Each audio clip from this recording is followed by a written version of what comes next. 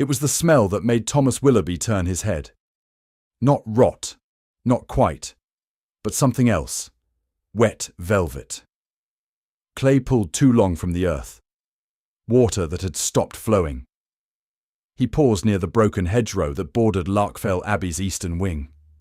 The vines here grew sickly and metallic, and though spring had touched most of the Barrowfell hills with green, this patch remained grey and trembling, as though unsure whether to grow or decay. The year was 1844, and the abbey had been closed for 30 years. Willoughby, a groundsman for the local gentry, had been tasked with scything the paths around the ruined estate for an upcoming land survey. He had not meant to go near the chapel. In fact, he'd avoided it for years, as most in the village did. Not for ghosts. Larkfell was not a place of stories, but for something worse. Forgotten history. And yet, as he stepped closer, the air changed. The birdsong hushed.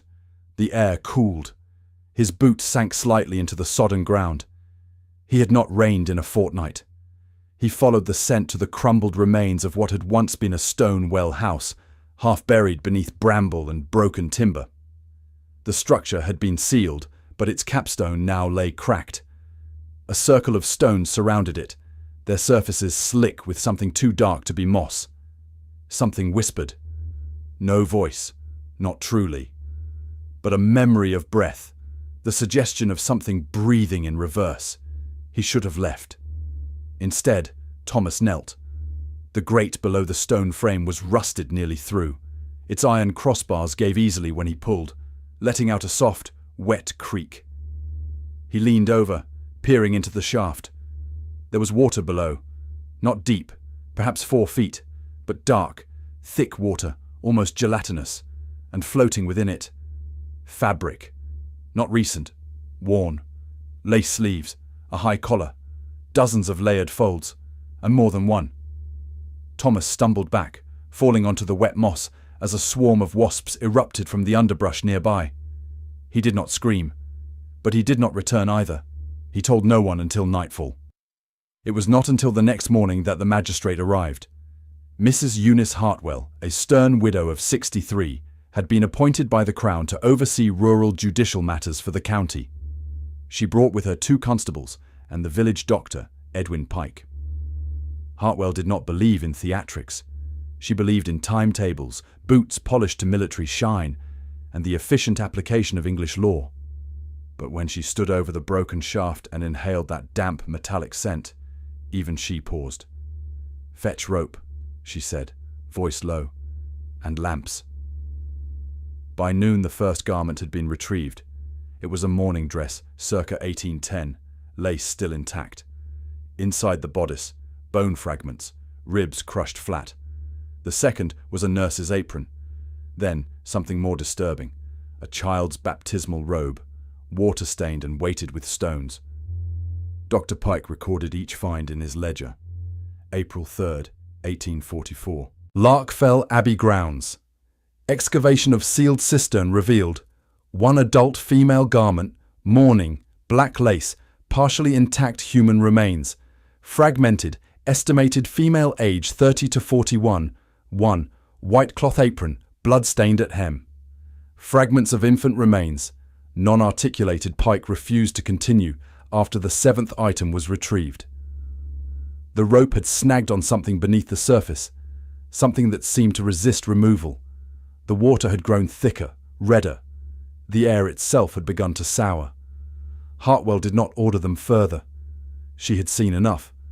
By sunset, the town was whispering, not just about the garments or the bones, but about what had been found etched into the inside of the well's stone rim.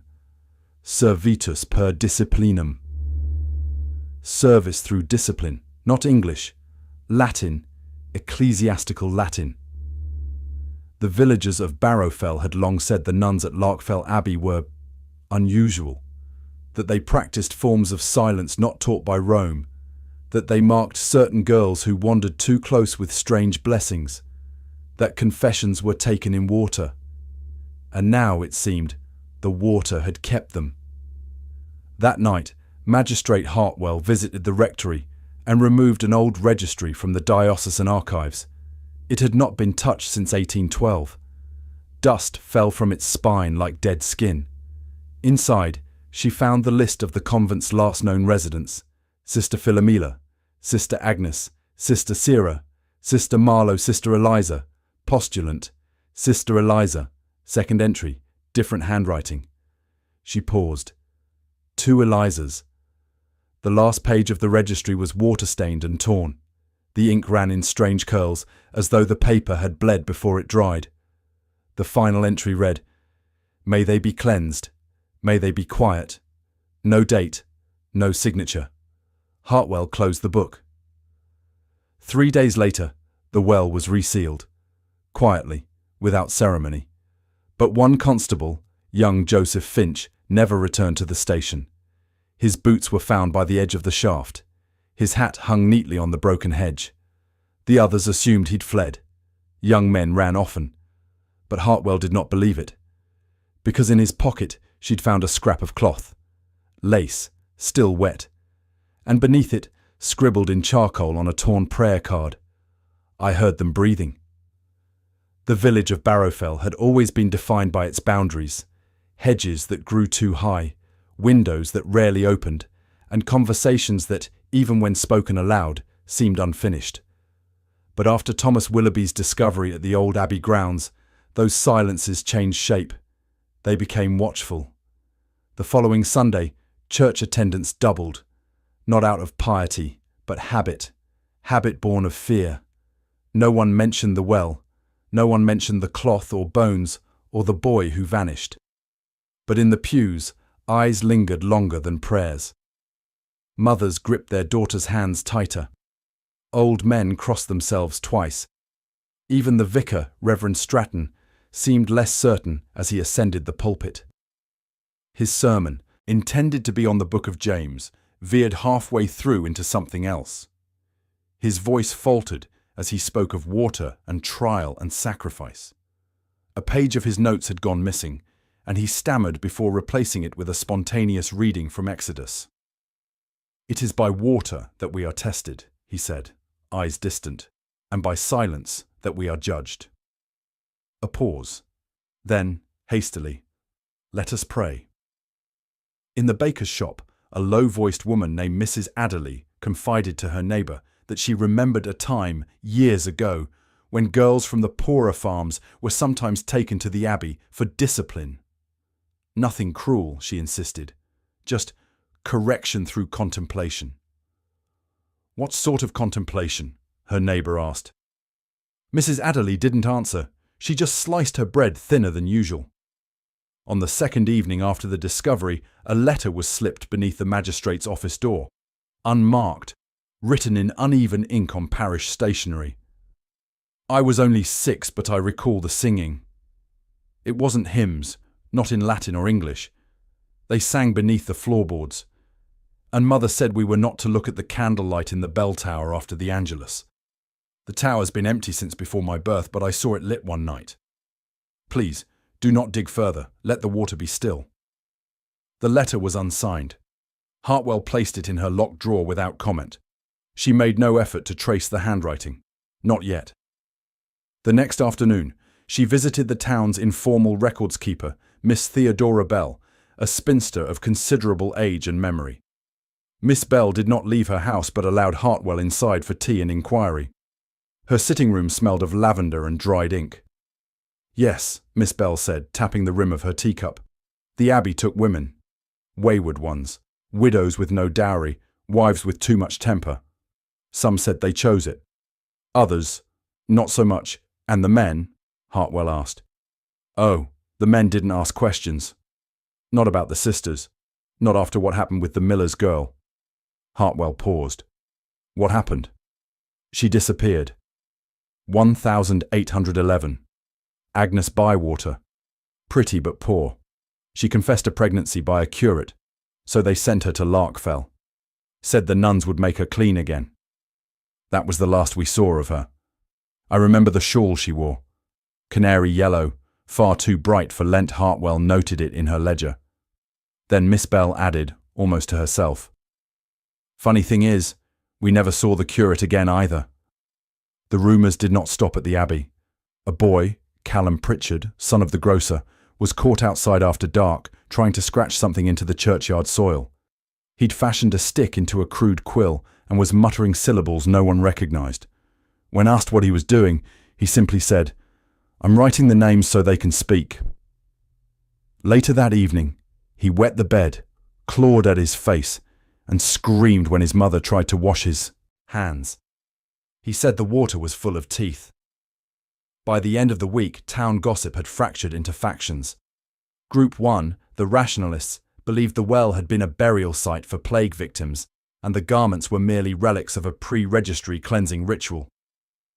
Group 2, the pious, insisted the discovery was divine punishment for the town's lapse in faith, pointing to the recent tavern opening and the closing of the chapel school as signs of moral decay. Group 3, the fearful, spoke in doorways and behind flour sacks, muttering that the abbey had been closed not for disrepair, but for sin. None of them, however, wanted the shaft reopened. Not even the children played near the grounds now. Among the most unnerved was Father Grice, a retired Jesuit who had once served in Lancashire but had been living quietly in Barrowfell for health reasons. He requested a private meeting with Hartwell. "I was not meant to see this," he said softly, laying a cracked leather book on her desk. "But I must tell you. There was a brief mention, years ago, of a case in the north, a convent inquiry. Suppressed." He opened the book to a faded page marked only by a date, 1812. Irregular penances observed, submersion rites applied beyond prescribed durations, several postulants not accounted for following Lent. Local dioceses disbanded the order quietly. No names, no location, no charges. Just a note in red ink, file closed under seal. That night, someone broke into the magistrate's office. They didn't steal anything. But in the centre of Hartwell's desk, the intruder had placed a small glass bottle. Inside, a single rosary bead, smeared with blood. At the edge of town, near the Marsh Road, Thomas Willoughby moved his bed into his shed and refused to enter his cottage again. He said the voices inside were louder now, wet, wheezing. "They're trying to finish breathing," he told no one in particular.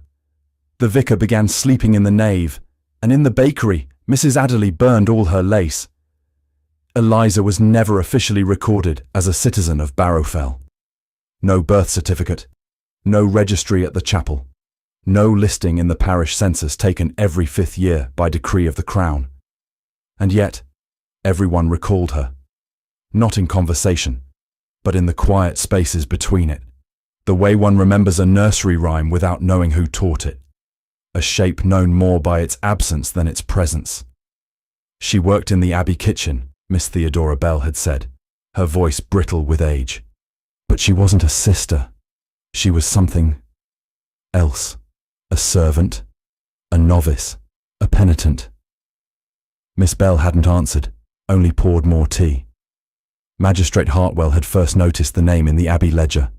Sister Eliza, written twice, in different hands. Once in ink, delicate and looping. Once in graphite, pressed so hard into the parchment that the paper had torn slightly. But the second Eliza was not marked as sister. She had no title, just the word bound. Bound to what? To whom? The townspeople remembered her by little things. Mrs. Adderley recalled the girl with the long brown plait who used to walk barefoot in winter. Always barefoot, even when the ground cracked with frost. The retired miller's wife, Mrs. Hargreaves, remembered the way she sang when she passed the old spinning shed. Songs not in English or Latin, but something closer to humming with intent, as if her mouth were just mimicking breath. Even Reverend Stratton, cautious as he was, admitted under strain that he once saw Eliza on Candlemas, kneeling not at the altar, but beneath it, facing the stone floor, whispering. She was praying, he said, but not to God. Her family, as it turned out, had lived in Barrowfell generations before. The Ashgroves, a name that once carried weight, landowners, midwives and parish stewards during the late 1700s. But by 1810, The last of the Ashgroves had sold their holdings and vanished. Only a single farmhouse remained on the edge of Gorse Hollow. It had been boarded since the Napoleonic Wars. No one had gone near it for decades. Until Hartwell did. The Ashgrove farmstead stood at the edge of the forest, its eaves sagging with wet and time. Ivy had forced its way through the shutters. The front door gave with only a slight push. Inside, the air was dry, but layered, like dust held its breath. In the front room, a wooden cradle had been nailed shut. No markings, no initials. Just rusted iron nails, hammered from the inside out. Hartwell did not open it. In the rear of the house, she found a small writing desk and a ledger curled with moisture. Inside were hand-scrawled notations. Eliza does not speak. Eliza eats only after dusk. She watches the sky, but not the sun. No signature, but one entry, dated August 19th, 1812, read, "The sisters came again. They say she is ready, that she will serve in the chamber. I fear they will make her drink again." Hartwell's hands trembled slightly as she turned the page. There was only one more line. "I am her mother, and I am so sorry." In the small root cellar beneath the farmhouse, Hartwell found a sealed jar. Inside, a braid of hair, bound in twine, and a paper scrap with the Latin phrase, "Ex corporibus templum fit." From bodies, a temple is built. She brought both items back to her office. That night, the magistrate could not sleep. The wind pressed against the window glass like breath. At one point, a gust knocked over the jar. The twine inside had loosened. The braid unravelled slightly, revealing one end had been burned, singed, deliberately cauterized. The following morning, she requested from the diocesan archive a sealed file marked Larkfell Inquiry, 1813. The envelope was thin. Only 3 items were enclosed. A priest's letter stating he had resigned due to irregular practices within the abbey, naming no names. A baptism record with no date, listing only a single child, Eliza. No surname, a sketched diagram of a room, not a chapel, not a cell, a chamber, circular, stone, no windows, a drain in the centre, a pulpit that rose not from wood, but carved limestone. A note beside it read, "Submersion schedule altered by Sister Marlowe. Duration exceeds known safe limit. Purpose unclear." The chamber, as far as any record showed, was never consecrated, yet it existed, and Eliza had entered it. The last surviving mention of her came not from the church, but from a traveller's diary, one Dr. Horace Melton, who had passed through Barrowfell in 1815. He had been staying at the town inn during the floods of that spring, and in his 3rd journal volume he wrote, "The villagers speak little, but one image returns, a pale girl with hands clasped behind her back, standing in the rain without flinching, as if the drops were ink and she wished to be rewritten. They say she belonged to the convent, that she was drowned and did not die, that she now listens beneath the floor." It has been 30 years since that diary was penned. Eliza Ashgrove is not listed in any death record. Her grave does not exist. Her family line ends in ash and silence. But within the town, in hushed memory, she remains, not spoken of, not prayed for, just remembered.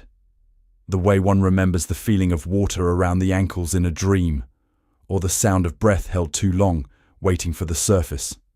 The first event no one could explain occurred on the morning of April 12th, 1844, precisely 9 days after the shaft at Larkfell Abbey had been unsealed. The town's bell tower, which had not chimed in over a decade, rang twice, long, unhurried tones that echoed across Barrowfell's rooftops like a warning. There was no bell ringer. The ropes had been removed in 1832 after storm damage rendered the upper stairway unsafe. Reverend Stratton, startled from breakfast, climbed the tower himself.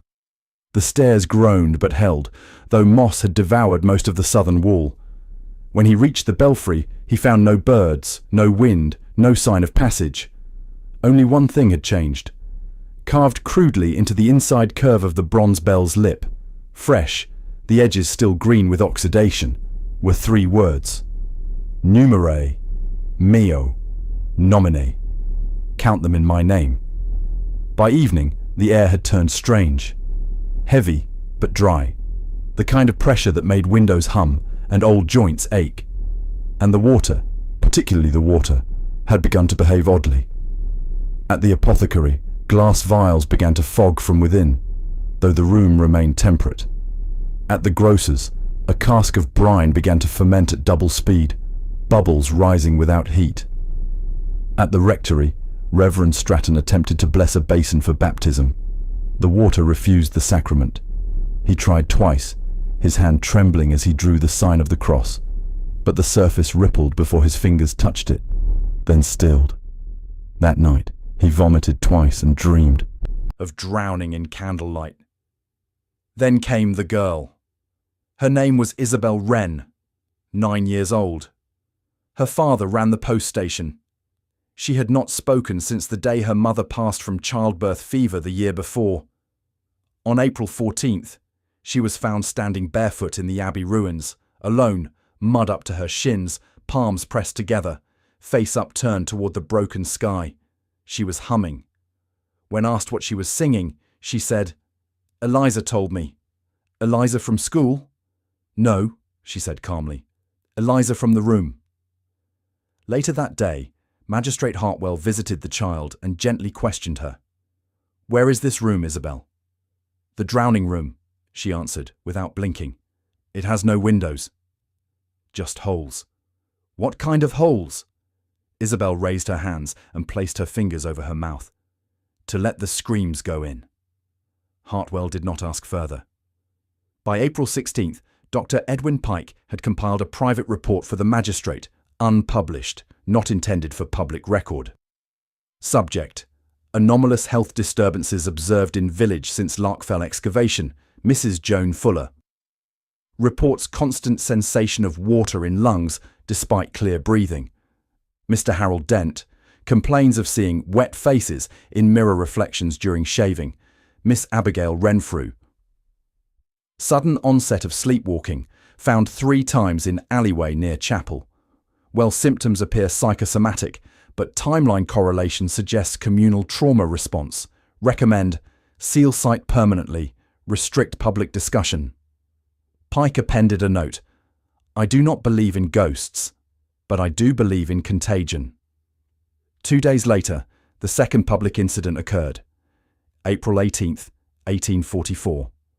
A woman, Esther Millett, unmarried, age 32, seamstress, was walking home past the Abbey fields when she collapsed.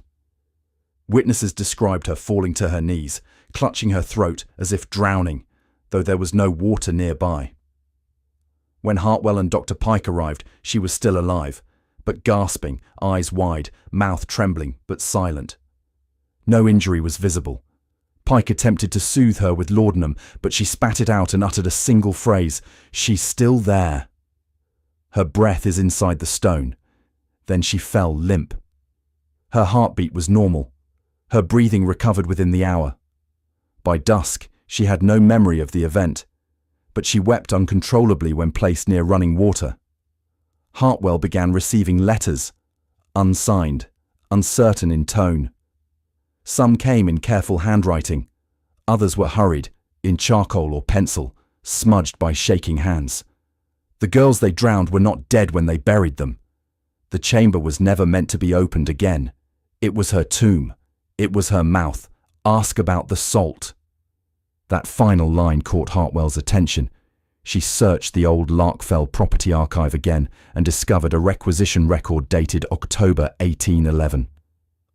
Larkfell Convent, monthly supplies ordered bread, rye, 3 stones milk, goat, 6 pints salt, £90, £90, every month, far more than needed for preservation or cooking.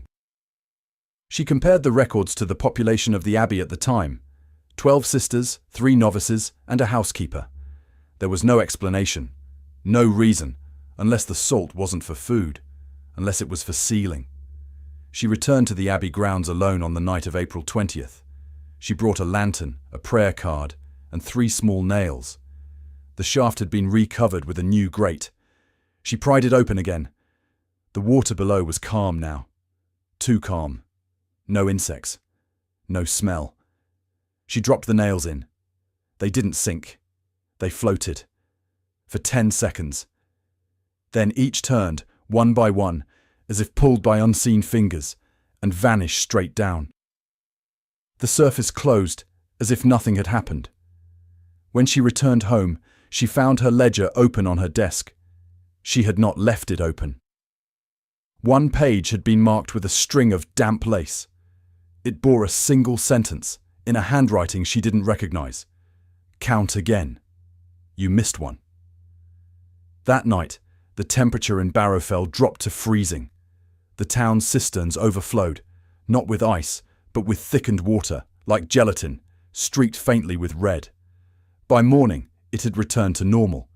But something had changed. The town had grown quieter, and in the stillness, something was breathing again. By the time April melted into May, the fear in Barrowfell had shifted from quiet apprehension to something raw and visible. Doors were double-latched at dusk. Candles burned longer. Curtains stayed drawn, even in daylight. The water, once central to daily life, had become suspect. Children refused to bathe. Wells were tested with stones before pails were lowered. Even the livestock seemed hesitant to drink. Cows nudged troughs with their noses, then recoiled as if scalded. But the greatest change came not in the routines, but in the eyes. Everyone watched. Each other, the shadows, the ground beneath their feet. Conversations shortened. Postmen walked faster. The village bell never rang again. And beneath it all, Magistrate Hartwell moved steadily, methodically, like someone walking through smoke. On the evening of May 3rd, a letter arrived for her, this time signed. It bore the name of Dr. Theodore Callow, a physician formerly of Durham, now retired and residing in a hospice outside Darnwick. His handwriting was clear, practiced. I was the assistant examiner during the Larkfell inquest of 1813. My superiors declared it a conventual anomaly. They chose not to pursue further. But I kept one item. I could not forget enclosed was a photograph, not the kind known today, but an early calotype, fixed with silver nitrate on salted paper. It showed a stone chamber, faintly lit by torchlight. In the center, a circular stone basin. Its rim was smooth, its interior full of liquid so dark the surface showed no reflection. But carved into the stone wall behind it, just legible in the faded light, were 2 Latin words, respice, intus, look within. Below the photo, Dr. Callow had written one final line. I never did. That same night, a woman was found half dead in her own parlour. Miriam Datch, widow, schoolmistress, age 56. Neighbours said they'd heard shouting. Not from her, but from multiple voices, echoing in her stone floor. When they entered, Miriam was seated in her chair, eyes wide, mouth trembling, her skin soaked as though she'd been submerged. But her hair was dry. Her hands were red, raw from friction. She had tried to claw her ears shut. Over and over she kept repeating, "They're drowning backward. It doesn't end. It starts again every time she died before dawn." There was no water in her lungs. Dr. Pike, now visibly shaken and drawn, offered no explanation. Hartwell didn't ask for one. She simply added the name to her growing list. Joseph Finch disappeared. Isabel Wren, humming. Esther Millett, fainting, hallucination. Miriam Datch, auditory, fatal, 4 individuals. All unrelated, all touched by the Abbey in one way or another, 4 or 5, because one was still unspoken. Thomas Willoughby had not been seen since April 29th. The shed behind his cottage was locked from within. When the constable broke it open, they found only salt. Barrels of it, stacked nearly to the ceiling. And in the centre, on a makeshift cot, a note. It's in the air now. I breathe her every night. If salt holds, don't weep. There was no body, but on the floor was a single shoe, still wet, Meanwhile, Father Grice, the retired Jesuit, began visiting parishioners by lantern light, not to pray, to confess. He told Mrs. Adderley that he had known about the drowning rites in 1813, that he had heard rumours long before the abbey was closed, that once, during his youth, he'd attended a retreat hosted by the Sisters of Larkfell. He'd not spoken of it since. But now, he whispered to anyone who would listen that the chamber had not been built by the church. It predates them, he told the innkeeper. It was found beneath the abbey. They only used it. And who built it? The man asked. Father Grice had paused, then said, "Those who believed silence could be swallowed." That obedience was best taught by breath denied he left Barrowfell the next morning. His room at the inn was locked, but the key had been left outside the door, soaked in water. By May 7th, Reverend Stratton had descended into fever. He raved in Latin and wet the bed constantly. Dr. Pike treated him with quinine and prayer. That night he bit off his own tongue and spat it into the holy water font. He survived, but from that day forward he would not enter the chapel again. Finally, Hartwell made her decision. She would descend into the chamber herself. She had the original architectural diagrams from the diocesan file. The entrance was not through the shaft itself, but through the eastern crypt, a passage long sealed, with limestone and boarded over during the abbey's closure. She assembled a team, 2 constables, 1 surveyor, and Dr. Pike. No clergy. On May 10th, they entered the abbey with tools, lanterns, and a crowbar. They did not speak. It took an hour to breach the wall. The stone was old, but not natural. Mortar had been reapplied at least twice. Inside, the tunnel descended by 7 steps. Each was damp, carved. On the 6th, a line of scripture, reversed. On the 7th, no writing, only a red handprint. Small, child-sized. The chamber was smaller than expected, 8 feet wide, circular, with no windows and no natural light. The basin was still intact but dry, or so it seemed. As they approached, condensation formed on their boots. Pike tested the stone with chalk. It dissolved. The basin was sweating, and on the far wall behind the pulpit of carved limestone was a mural, long faded, but visible now under lamp. It showed a woman, faceless, arms extended, standing in water.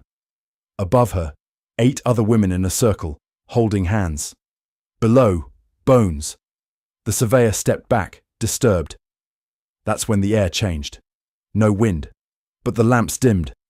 One of the constables began to cough, wet, heavy, racking.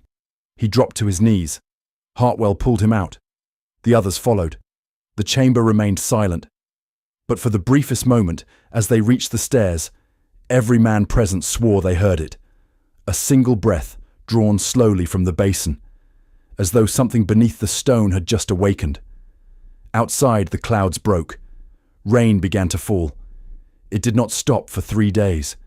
And during that rain, 4 more townspeople claimed they saw someone walking the field behind the abbey. A girl in white, her feet never touching the ground. They said she looked grateful. They said she never blinked. They said she mouthed a name. But none could agree on what it was. The rain that followed their descent into the chamber did not come in sheets or storms. It came in drizzle, relentless, cold, steady as breath. It coated Barrowfell like a thin membrane, soaking clothes and books and cellar walls alike. By the 3rd day, the ground had softened, and parts of the cemetery hill began to sag. And that is when they found it. Not a grave, a box. It was a young mason, Alfred Corbin, 21, who uncovered it while assisting with shoring the eastern cemetery wall. Just 12 feet from the Larkfell grounds, beneath a warped gravestone whose inscription had long since flaked away, he struck something hollow. At first he assumed it was a coffin edge, but no. This box was too small, too ornate. Polished walnut wrapped in waxed canvas, sealed with brass clasps corroded green. And inside, paper. Dozens of pages, preserved nearly intact. A journal. The name on the first page, Sister Marlowe, analyst, Larkfell Convent, 1810 to 1813. Hartwell read it in silence that night, a single oil lamp glowing on her desk. She didn't speak until she reached the end. And, even then, she didn't sleep. The first page was dated January 3rd, 1810. The entries continued until March 2nd, 1813, just 1 month before the abbey was shuttered by diocesan order. The contents were meticulous, dry at first. But gradually the voice changed. Here are fragments from the recovered text. The girl arrived today. She does not speak, but hears everything. Eliza. She has no surname. The mother left without ceremony. She does not sleep on the cot, but beside the basin. When she weeps, the water warms. It is not punishment. It is cleansing. They enter the chamber willingly. If their hearts are full of noise, the water will make them still. Sister Agnes hesitates. She fears. But the silence inside Eliza is perfect. I trust it more than scripture. Today we began the new rite. The girls are afraid, but that is necessary. Faith is born in surrender. The bell rang at midnight. No wind, no hands. The stones remember. The final entry was brief. No date, no signature. Just, the 8th has drowned. But Eliza remains. She has taken the breath of them all. She listens still. We are ready, Dr. Pike, upon reading the pages, said only this. She wasn't just a witness. Hartwell nodded. She was the vessel. But the journal was not the only artifact found that week. During repairs to the records room in the magistrate's office, after a minor leak had softened the plaster, a panel behind the cabinet gave way, revealing a narrow hollow. Inside, a rolled parchment, brittle but legible. It was a diagram, a floor plan, not of the abbey, of the land beneath it, a pre-foundation survey. At the center, a large stone circle labeled Piscina Sacramentalis, sacramental pool, but written beside it, in a second hand and darker ink, was a phrase, Hic non baptizat, hic submergit. Here there is no baptism. Here there is submersion. Hartwell took the journal and diagram to Miss Theodora Bell. The old woman stared at the map a long time before speaking. This is older than the convent, she murmured. I've seen those marks before. She opened her sewing cabinet and removed a small cedar box. Inside were samples of local embroidery patterns, passed down through generations. She flipped to a scrap of linen, yellow with age, woven into it, a ring of 8 small figures, surrounding a blank space. Each figure held hands with the next. One was upside down. There, Miss Bell said, pointing. That's what my grandmother called the quiet chain. She said you shouldn't ever break the circle, or the breath inside would escape. And the empty space? Hartwell asked. That's where the listener waits. No one remembered ever telling her that. On May 16th, Dr. Pike, still wavering between science and resignation, visited the county archives in Ellensby, 20 miles south. He returned with a bundle of newspapers from 1813, long untouched. The Ellensby Chronicle, dated April 4th, carried a small article buried near the bottom of the 4th column. Barrowfell Abbey shuttered by Bishop's order. Larkfell Convent, site of theological retreat and monastic teaching, closed this week under advisement from diocesan officials. Sources report irregularities in sacral observances and discipline. No charges filed. All residents reassigned or retired. Bishop Harrow declined comment. But beneath it, in faded ink, someone had written by hand, not reassigned, not retired, just disappeared. As Hartwell collected these fragments, journal, map, embroidery, newspaper, she began to compile them into a private casebook. She titled it Barrowfell Record, 1844, Eliza and the Drowning Chamber. She included sketches, witness statements, a sample of the lace, and her own thoughts, always bracketed. But the last entry she made, in her own script, read, "We have passed beyond explanation. What remains is remembrance. And the question, If silence has shape, what do we call the space it lives in? On May 20th, a travelling preacher passed through Barrowfell. He stayed only one night. He left in the morning, pale and agitated, claiming that the village felt too quiet, as if something were listening from beneath the roads. He told the stable boy not to drink any water drawn from stone, and as he left, he gave the magistrate a single page of scripture, Revelation 8:1. And when he had opened the seventh seal, there was silence in heaven about the space of half an hour. Beneath it, in his own writing, what if it wasn't heaven? Barrowfell has no museum. The items Hartwell collected were never displayed, never discussed, but they were preserved, stored in the magistrate's archives, bound in cloth, sealed in a drawer labelled Private Historical, Do Not File. It is still there, and if you open it, you will find the last page has no ink, only faint water damage, a ring the size of a human face, and below it, a single sentence, written in faded pencil. She didn't die. She listened. The rain stopped on the 21st of May.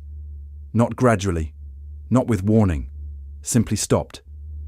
By noon, the sky was so clear it hurt the eyes. The earth remained damp, and the air had a new, cold stillness to it. Barrowfell's streets emptied without instruction. Shops closed early. Even the crows were quiet. That afternoon, Magistrate Hartwell received a package. No sender. Wrapped in muslin, bound with waxed twine. The paper bore only her name in delicate copperplate. Eunice. Inside was a journal page, but not from Sister Marlowe's volume. The handwriting was older, messier. The ink had bled at the edges. May 23rd, 1813. The water never accepted her. We held her down, but she did not drown. She only looked at us. Her breath did not leave. It entered the stone. She was born without sound. Now she is full of it. They say silence is absence, but silence, kept too long, becomes pressure, and pressure becomes shape. The chamber hums at night. I cannot tell if it is her voice, or ours echoing back, twisted. There was no signature, but beneath the final line, in different ink, was a sketch, a circle, 8 figures, and in the centre, a face submerged. That same night, Dr. Pike's assistant was found standing barefoot in the chapel vestibule, soaked through despite clear weather. Her name was Rebecca Green, aged 25, formerly unremarkable. She had made no sound in 6 hours, not until Hartwell entered. Then she turned her head slowly and whispered, "She's listening now. Through the pipes, through the glass, through the puddles. We're inside her ears." She collapsed before another word could be taken. Her hands had been clasped so tightly for so long that her nails had embedded into her palms. Meanwhile, the waterworks under the abbey began to fail. Old stone cisterns filled despite no rainfall. Drains overflowed in homes built nowhere near the well. And a crew sent to repair the village aqueduct, installed in 1822, long after the abbey closed, reported hearing a woman's voice echoing through the hollow stone, singing, low, wordless. On May 23rd, the anniversary date of the final entry in the unknown journal, Hartwell returned to the chamber, alone. She did not notify the constables. She brought only her lantern, a piece of the salt cloth taken from Willoughby's shed, and the faceless sketch. She descended the 7 steps slowly, counting each aloud in a firm voice. Her breath echoed against the wet stone. No sound responded. Not yet. She stood in the centre of the chamber for 32 seconds. Then the lamp dimmed, and the water returned.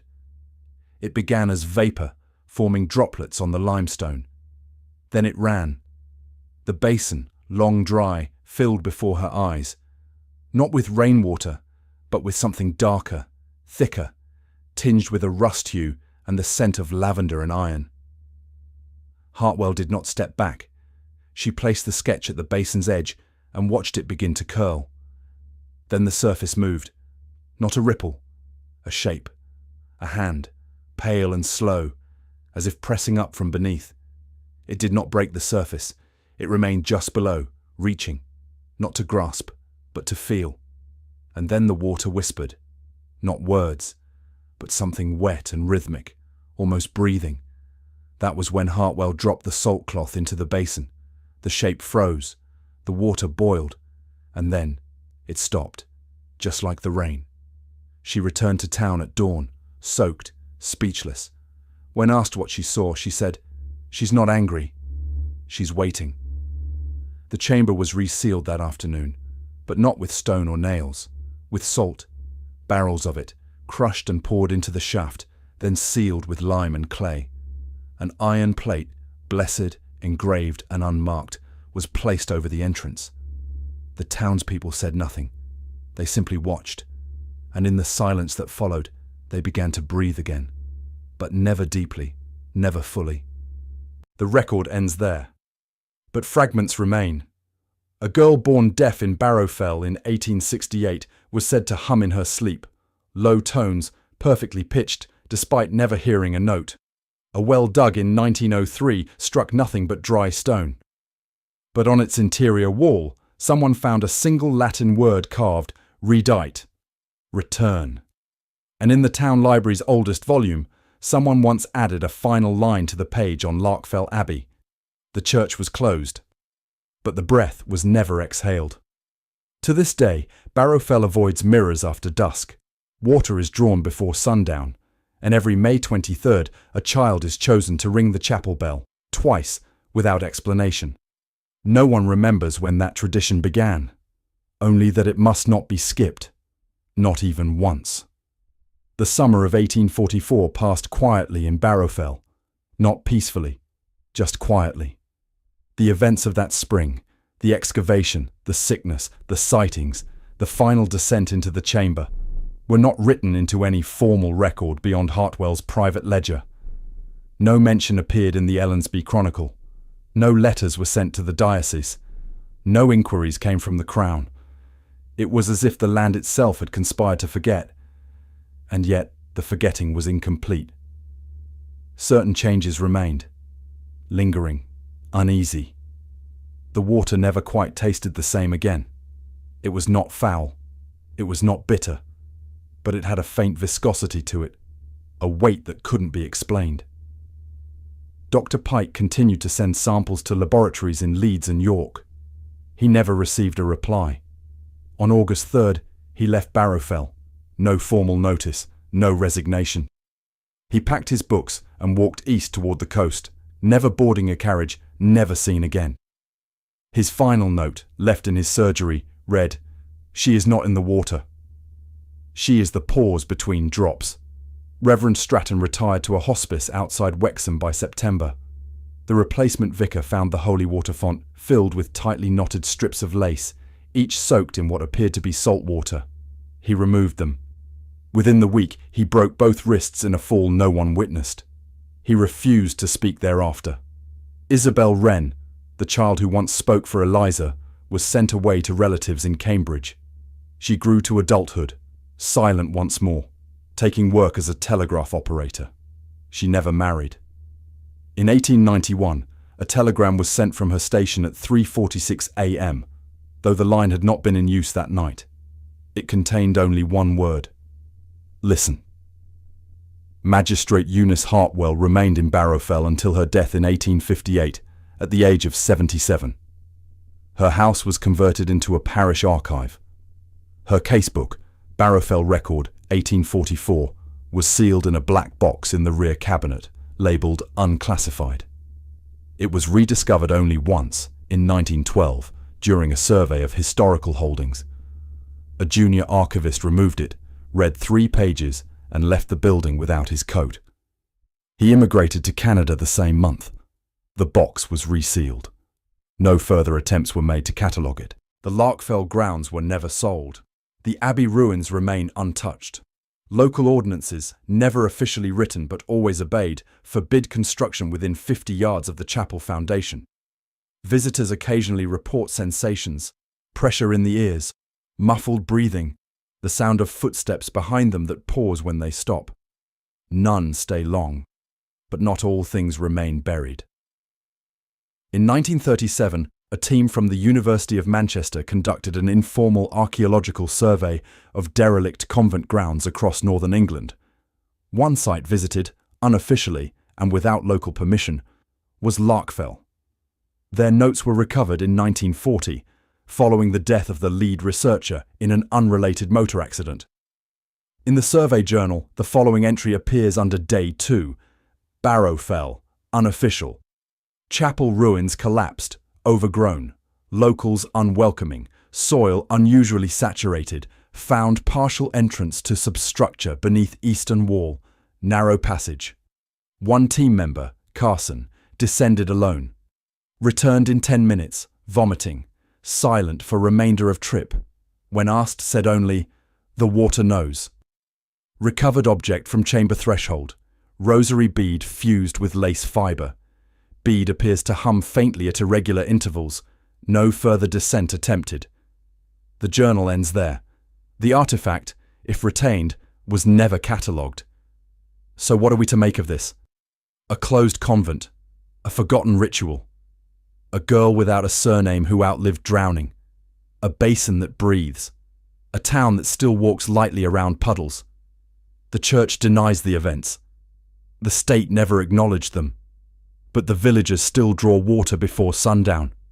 They still ring the bell. And they still speak her name only once, if at all. Eliza, the girl without a voice, the vessel that never emptied, the listener. She remains a presence not of terror, but of warning. A shape born from silence, grown heavy in the lungs of a town that chose not to confess. What happened in Barrowfell in 1844 may never be understood, but in the right light, if you pass the old chapel just before dusk, you might hear it. The sound of breath, pulled deep through water, as if someone beneath the stone is still listening, still waiting, still counting. And still, every winter, the screams return. If stories like this unsettle and linger with you, you're not alone. For more haunting historical mysteries, some real, some crafted to feel as though they were, subscribe for weekly dives into the forgotten, the forbidden, and the never fully explained. We'll meet you next time in the archive.